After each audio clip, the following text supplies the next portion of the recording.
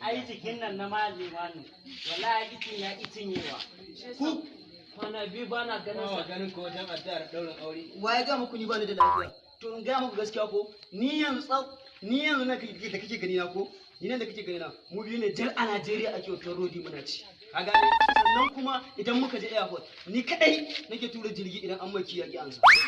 Jirgi? A to kuma wani irin jirgi ne ba mu tura ba. Kai da nan ka ji in muka je Ingila ko ƴan matan Ingila ranka ta kafsan sanni da kake gani na. lalle maliman baka da lafiya Allah ya kiyaye. amin Allah jibiyan da Najeriya ta lalace.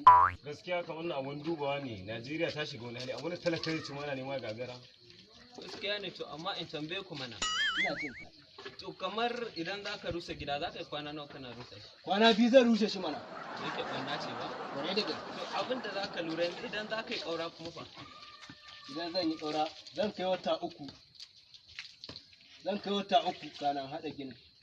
to abin da zaka yi la'akari da shi kenan shekara hudu ta yi wa ba dau kaɗan aƙalla an yi ɓarna da yawa a ƙasar nan sai ya sha fama kafin ya gyara ta Gaskiya ne. 2023 idan Allah ya taimake mu ba dau ya haure insha Allah wannan ɓarnar duk za a gyara ta Sha Allah 2023 wannan rabin Yusuf Badau shi zan dangwala a ƙuri'a ta. Insha Allah muna tare. Insha Allah muna tare. insha Allah Insha Allah.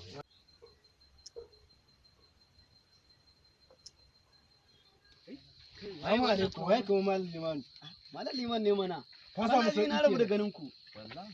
Allah. Kwanaki mun zo duba ka kuwa.